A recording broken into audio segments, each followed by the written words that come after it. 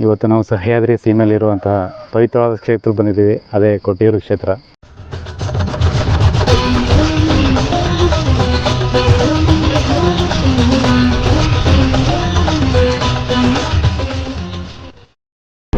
ತುಂಬಾ ರಶ್ ಇದೆ ಅಂತಲ್ಲ, ಹೋಗೋದಪ್ಪ.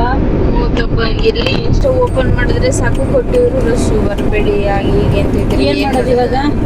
ದರ್ಶನಕ್ಕೆ 8 ಅವರ್ ಆಗುತ್ತೆ ಅಂತಿದ್ದಾರೆ. ಏನ್ ಮಾಡಕ್ಕಾರ, ದೇವ್ರ ದರ್ಶನ ಅಂತಂದ್ರೆ 8 ಅವರ್ ಆಗಲಿ 9 ಅವರ್ಲಿ ಕಾಯ್ಲೇಬೇಕು ನಾವು. ದೇವ್ರ ಮುಖ್ಯ, ನಮಗೆ ಟೈಮ್ ಮುಖ್ಯ ಅಲ್ಲ, ಹೋಗ್ಲೇಬೇಕು, ಏನು ಮಾಡಕ್ಕಾಗಲ್ಲ. ಹೋಗ್ಲಿ ಕೇರ್ಫುಲ್ ಆಗಿ ಕರ್ಕೊಂಡೋಗಿ ಬರೋದು ನಿಮ್ ಜವಾಬ್ದಾರಿ.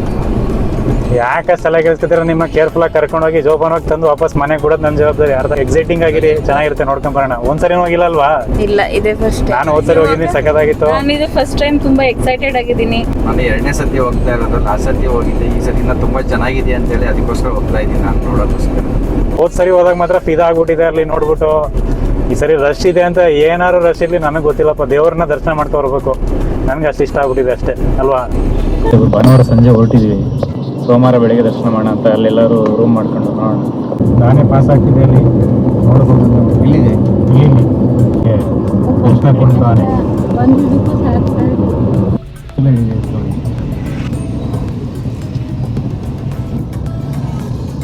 ಈ ರೋಡಲ್ಲಿ ಇವತ್ತು ಬಂಡೀಪುರ ರೋಡಲ್ಲಿ ಬರೀ ಆನೆಗಳದೇ ಒಟ್ಟಿನಲ್ಲಿ ಇಲ್ಲ ಅಂದ್ರೆ ಒಂದು 6-7 ಆನೆ ನೋಡಿದ್ವಿ ಇವತ್ತು. ಗಜರಾಜನ ದರ್ಶನ ದೇವಸ್ಥಾನಕ್ಕೆ ಹೋಗಕ್ಕೆ ಮುಂಚೆ ಕೇಳೋದು ಪಾಸ್ ಆಯಿತು. ಇನ್ನು ಸುಲ್ತಾನ್ ಬತ್ತೇರಿ ಅಂತಂದರೆ ಮಾನಂದವಾಡಿ ಸ್ಟೇ ಆಗಿ ಮಾರ್ನಿಂಗ್ ದೇವಸ್ಥಾನಕ್ಕೆ ಹೋಗೋ ಪ್ಲ್ಯಾನ್ ಇದೆ. ಸುಲ್ತಾನ್ ಬತ್ತೇರಿದು ನೈಟ್ ಲೈಟಿಂಗ್ಸ್ ಅಂತೂ ತುಂಬ ಚೆನ್ನಾಗಿತ್ತು. ಇಲ್ಲಿ ಮದುವೆ ಫಂಕ್ಷನ್ ಅಡ್ವರ್ಟೈಸ್ಮೆಂಟ್ ಹಾಕಿರ್ತಾರೆ. ಈ ರೂಟಲ್ಲಿ ಎಲ್ಲಿ ನೋಡೋದು ಕೂಡ ರೋಡಲ್ಲಿ ಮನೆಗಳು ಮತ್ತು ಮನೆಗೆ ಒಳ್ಳೆ ಲೈಟಿಂಗ್ಸ್ಗಳು. ಡ್ರೈವಿಂಗ್ ಮಾಡೋಕ್ಕಂತೂ ಒಳ್ಳೆ ಮಜಾ ಬರ್ತಾಯಿತ್ತು. ಕೊಟ್ಟೂರಿಂದ ಒಂದು 15 ಕಿಲೋಮೀಟ್ರ್ ಮುಂಚೆ ಒಂದು ರೂಮ್ ಮಾಡಿದ್ದೀವಿ. ಏನಂದರೆ ಏನು ಡಬಲ್ ಬೆಡ್ಡು ಜೊತೆಗೆ ಅಲ್ಲಿ ನಮಗೆ ಇಬ್ಬರಿಗೆ ಬೆಡ್ಡು ಈ ಥರ ಮಾಡ್ಕೊಂಡು ಅಡ್ಜಸ್ಟ್ ಮಾಡ್ತಾಯಿದ್ವಿ. ರೂಮ್ ಸಿಗ್ತಾಯಿಲ್ಲ ಒಟ್ಟಿನಲ್ಲಿ. ಮನೆಯಿಂದನೇ ಸ್ವಲ್ಪ ಅರೇಂಜ್ಮೆಂಟ್ ಮಾಡ್ಕೊಂಡು ಬಂದಿದ್ದು ಊಟ, ಸೊ ಅದರಿಂದ ಸ್ವಲ್ಪ ಈಸಿ ಆಯಿತು. ಎಲ್ಲರೂ ಇಲ್ಲೇ ರೆಡಿಯಾಗಿ ಸ್ನಾನ ಮಾಡ್ಕೊಂಡು ಹೊರಡ್ತಾ ಇದ್ದೀವಿ ಒಟ್ಟಿನಲ್ಲಿ. ಈ ರೋಡಲ್ಲಿ ಕೊಟ್ಟಿಯೂರಿಗೆ ಟರ್ನ್ ಆದಮೇಲಂತೂ ಭಯಂಕರವಾದ ರೂಟ್ ಮಾತ್ರ ಇದು. ಬೆಳಿಗ್ಗೆ ಬೇಗ ಎದ್ದು ಫ್ರೆಶ್ ಅಪ್ ಆಗಿ ರೆಡಿಯಾಗಿ ಹೋಗ್ತಾ ಇದ್ದೀವಿ. ಇದು ತುಂಬ ಇಳಿಜಾರು ಪ್ರದೇಶ ಆಗಿರೋದ್ರಿಂದ ಹೋಗ್ಬೇಕಾದ್ರೆ ಜೋಪಾನವಾಗಿ ನಿಧಾನಕ್ಕೆ ಹೋಗಬೇಕು. ಹೋಗ್ತಾ ಹೋಗ್ತಾ ಪರ್ವತ ಶ್ರೇಣಿಗಳು ಹಂಗೆ ತೆರೆದುಕೊಳ್ತವೆ, ನೋಡೋಕ್ಕೆ ಒಂದು ಅಂದ. ಎಲ್ಲರಿಗೂ ನಮಸ್ಕಾರ. ಇವತ್ತು ಪವಿತ್ರ ಕ್ಷೇತ್ರವಾದ ಸಹ್ಯಾದ್ರಿಯ ಸೀಮೆಯಲ್ಲಿರುವಂತಹ ಕೊಟ್ಟಿಯೂರು ಕ್ಷೇತ್ರಕ್ಕೆ ಹೋಗ್ತಾ ಇದ್ದೀವಿ. ಆ ಒಂದು ದಾರಿನಲ್ಲಿ ವಿಡಿಯೋ ಮಾಡ್ತಾ ಇರೋದು. ಇವಾಗ ಹೋಗಿ ನಿಮಗೆ ಟೆಂಪಲ್ ತೋರಿಸೋಣ ಅಂತ ನಮ್ಮ ಅನಿಸಿಕೆ. ತುಂಬ ಸುಂದರವಾದ ಬ್ಯೂಟಿಫುಲ್ ಆದ ವ್ಯೂಸ್ಗಳಿದ್ದಾವೆ ನೋಡಿ.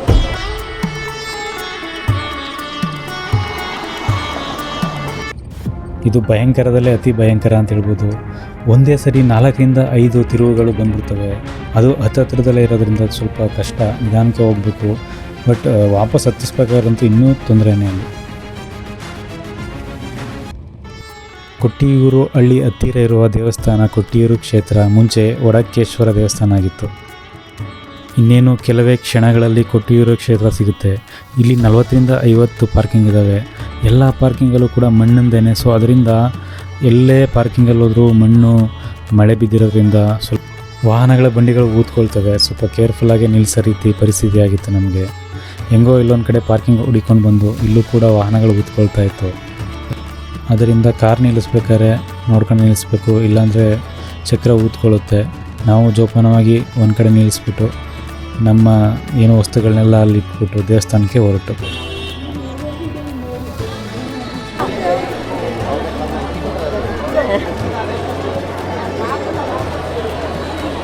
ಇವತ್ತು ಶುಭ ಸೋಮವಾರ, ಬೆಳಿಗ್ಗೆ ನೆನೆದಿದ್ದೀವಿ.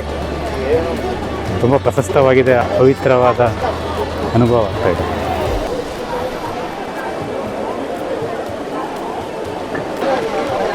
ಈ ಪವಿತ್ರವಾದ ಬಾವಲಿ ನದಿಯಲ್ಲಿ ಮಿಂದೆದ್ದು ಶ್ರೀ ಶಿವನ ದರ್ಶನಕ್ಕೆ ಹೋಗೋಣ.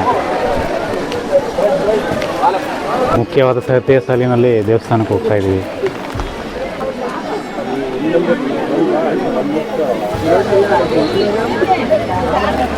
ಮಳೆಯ ನೀಗಳು ಈಗ ಸ್ವಲ್ಪ ಜೋರಾಗ್ತಾ ಇದೆ.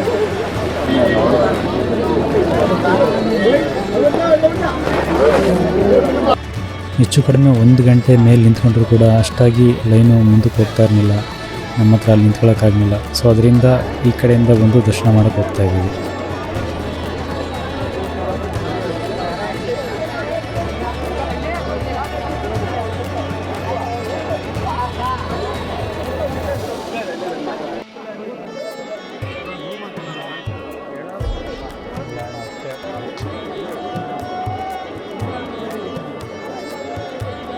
ಶ್ರೀ ಕೊಟ್ಟಿಯೂರು ಕ್ಷೇತ್ರಕ್ಕೆ ಬಂದಿದ್ದೀವಿ. ತುಂಬ ಜನ ಭಕ್ತಾದಿಗಳು ಇಲ್ಲಿ ಬಂದಿದ್ದಾರೆ. ಈ ಕ್ಷೇತ್ರ ನೋಡ್ತೀರಾ ನನಗೆ ನಮ್ಮ ಬಸವಣ್ಣನವರ ವಚನಗಳೇ ನೆನಪು ಬರೋದು. ಎನ್ನ ಕಾಲೇ ಕಂಬ, ದೇಹವೇ ದೇಗುಲ, ಸಿರವೇ ಹೊನ್ನ, ಕಳಶವಯ್ಯ. ಅದಕ್ಕೆ ಆಡಂಬರವಿಲ್ಲದ ಸಾಲುಗಳಿಗೆ ಬೇಕಾದಷ್ಟು ಜನ ಭಕ್ತರುಗಳು. ಅದೇ ರೀತಿ ಆಡಂಬರವಿಲ್ಲದ ಈ ದೇವಸ್ಥಾನಕ್ಕೆ ಲಕ್ಷಾಂತರ ಭಕ್ತರುಗಳು ಬರ್ತಾ ಇದ್ದಾರೆ.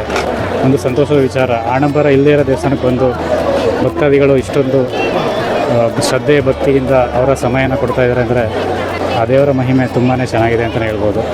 ನಿಮಗೆಲ್ಲರಿಗೂ ದಕ್ಷ ಮಹಾರಾಜರ ಪುರಾಣ ಗೊತ್ತೇ ಇದೆ ಅನ್ಕೋತೀನಿ. ಸತೀದೇವಿ ಶಿವನ ಮದುವೆ ಆದಮೇಲೆ ದಕ್ಷ ಮಹಾರಾಜರಿಗೆ ಅಷ್ಟೊಂದು ಇಷ್ಟ ಇರಲ್ಲ. ಅದರಿಂದ ದಕ್ಷ ಯಜ್ಞ ಮಾಡಬೇಕಾದ್ರೆ ಅವರು ಸತೀದೇವಿನ ಕರೆದಿರೋದಿಲ್ಲ. ಅದಕ್ಕೋಸ್ಕರ ಶಿವ ಬರೋದಿಲ್ಲ. ಸತೀದೇವಿ ನಮ್ಮ ತಂದೆ ಮನೆ ತಾನೇ, ನಾಯಕ್ಕೆ ಹೋಗದೇ ಇರಬೇಕು ಅನ್ನೋ ರೀತಿ ಅವರು ಬಂದರು, ಕರೀದೇ ಇದ್ದರೂ ಬಂದರು. ಸೊ ಅಲ್ಲಿ ಸತೀದೇವಿಗೆ ಅವಮಾನ ಆಗುತ್ತೆ. ಸೊ ಆ ಸಮಯದಲ್ಲಿ ಸತೀದೇವಿ ಅಗ್ನಿಗೆ ಆಹುತಿ ಆದಾಗ ಶಿವನಿಗೆ ಆ ವಿಚಾರ ಗೊತ್ತಾಗಿ ಅವರು ಜಟೆನ ಕಿತ್ತು ಇಟ್ಟಾಗ ನಮ್ಮ ವೀರಭದ್ರರು ಜನಿಸ್ತಾರೆ. ಸೊ ವೀರಭದ್ರ ಬಂದು ಆ ದಕ್ಷ ಮಹಾರಾಜನ ತಲೆ ಕಡಿತಾರೆ. ಆ ಟೈಮಲ್ಲಿ ಆವಾಗ ವಿಷ್ಣು ಒಂದು ಯಜ್ಞಕ್ಕೆ ಅಡ್ಡಿ ಆಗಬಾರ್ದು ಅಂದ್ಬಿಟ್ಟು ಈಶ್ವರನ ಸಮಾಧಾನ ಮಾಡಿದ್ಮೇಲೆ ಆ ದಕ್ಷ ಮಹಾರಾಜರಿಗೆ ಕುರಿ ತಲೆನ ಕೂರಿಸ್ತಾರೆ.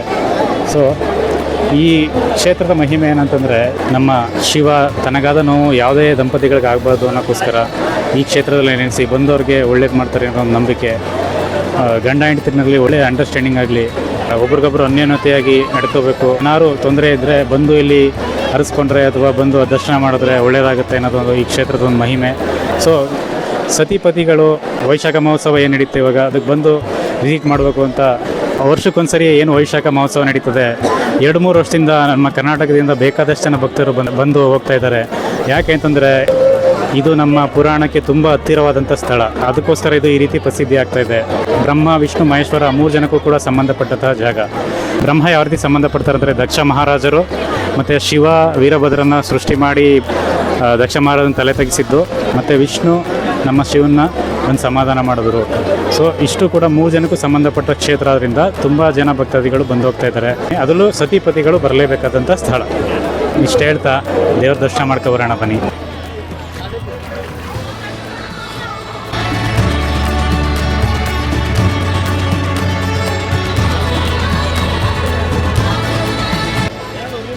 ಪಕ್ಕದಲ್ಲಿ ಎಷ್ಟೇ ಕೊಳಚೆ ನೀರಿದ್ದರೂ ಈ ತೊಟ್ಟಿಯಲ್ಲಿ ಸಿಗುವ ಪರಿಶುದ್ಧ ತೀರ್ಥ ಪ್ರಸಾದ. ಭಕ್ತರು ಕೊಟ್ಟಿರುವ ಎಳನೀರಿಂದ ಮುಖ್ಯ ಅರ್ಚಕರು ಸ್ವಯಂಭೂಲಿಂಗಕ್ಕೆ ನೈವೇದ್ಯ ಮಾಡುತ್ತಾರೆ. ಇಲ್ಲೇನೆ ಸತೀದೇವಿ ಯಜ್ಞಕುಂಡಕ್ಕೆ ಆರಿದ್ರು ಅನ್ನೋ ನಂಬಿಕೆ.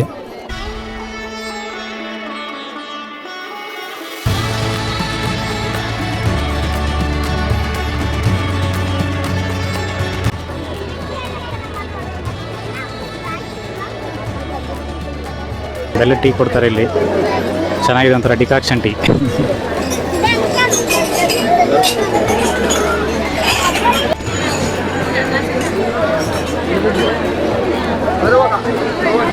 ಈ ಹಿರಿಯರ ಕುಟುಂಬ 14 ವರ್ಷದಿಂದ ಭಕ್ತರಿಗೆ ಟೀನ ಫ್ರೀಯಾಗಿ ಕೊಡ್ತಾ ಬರ್ತಾ ಇದ್ದಾರಂತೆ. ಈ ಪ್ರಸಾದದ ಮಳಿಗೆ ಹೋದ ಸರಿ ಬಂದಾಗ ತುಂಬ ಚಿಕ್ಕದಾಗಿತ್ತು, ಈಗ ತುಂಬ ದೊಡ್ಡದಾಗಿ ಮಾಡಿದ್ದಾರೆ. ಹೊರಗಡೆ ಹೋಗಿ ಅಲ್ಲಿ ಟೋಕನ್ ತೊಗೊಂಡು ಬಂದು ಪ್ರಸಾದ ತಗೋಬೇಕು. ಇಲ್ಲೂ ಕೂಡ ಫ್ರೀ ಇದ್ದರೆ ಅವರು ಟೋಕನ್ ಕೊಟ್ಟು ಪ್ರಸಾದ ಕೊಡ್ತಾರೆ. 3 ರೀತಿ ಪ್ರಸಾದ ಕೊಟ್ಟಿದ್ದಾರೆ. ಅದರಲ್ಲಿ ಒಂದನ್ನು ಟೇಸ್ಟ್ ಮಾಡಿ ನೋಡಬೇಕು.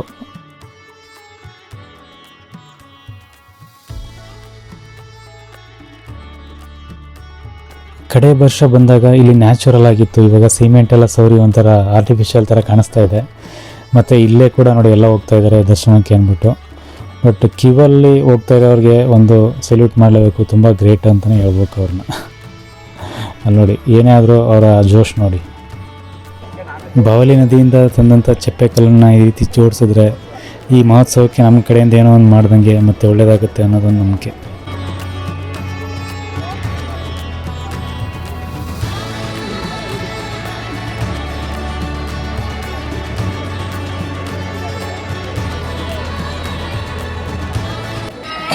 ಈ ಉತ್ಸವ ನಮಗೆ ಸಿಗಲಿಲ್ಲ, ನಮ್ಮ ಸ್ನೇಹಿತರ ಹತ್ರ ಕಳಿಸ್ಕೊಂಡೆ ವಿಡಿಯೋ.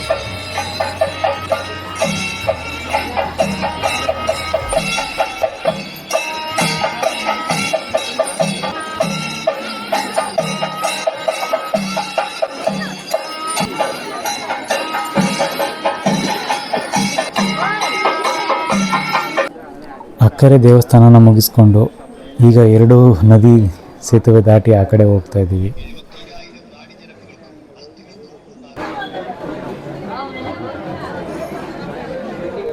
ಅಷ್ಟಕ್ಕೆ ಹೊಟ್ಟೆ ಹಸು ಶುರುವಾಯಿತು. ಪಕ್ಕದಲ್ಲೇ ಶಿವ ಪಾರ್ವತಿ ಹೋಟೆಲ್ ಇತ್ತು, ಅದರೊಳಗಡೆ ಹೋದು.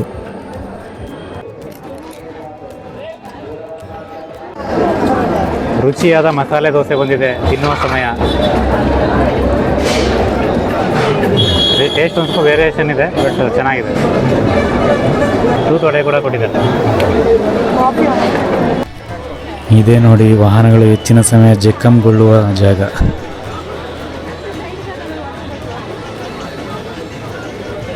ದಕ್ಷ ಪ್ರಜಾಪತಿಗಳ ಗಡ್ಡವನ್ನು ಪ್ರತಿಬಿಂಬಿಸುವ ವಡಾಪೂವು. ಬಿದಿರಿನಿಂದ ತಯಾರಾದ ಇದು ವರ್ಷಗಳು ಉರುಳಿದರೂ ಒಂದೇ ರೀತಿ ಕಾಣಿಸುತ್ತದೆ. ಹಿಂದ್ಗಡೆ ಸೇಮ್ ಆರ್ಚ್ ಇದೆ ನೋಡಿ, ಅದು ಅಕ್ಕರೆ ನೋಡಿ. ಹಿಂಗೆ ಈ ಕಡೆ ಬರ್ತಾ ಇದೆ, ಇದು ಇಕ್ಕರೆ ಕೊಟ್ಟಿದ್ರು ನೋಡಿ. ಇದು ಇಕ್ಕರೆ ಕೊಟ್ಟಿದ್ರು ಅಂದರೆ ಈ 28 ದಿನ ಇದು ಓಪನ್ ಇರಲ್ಲ.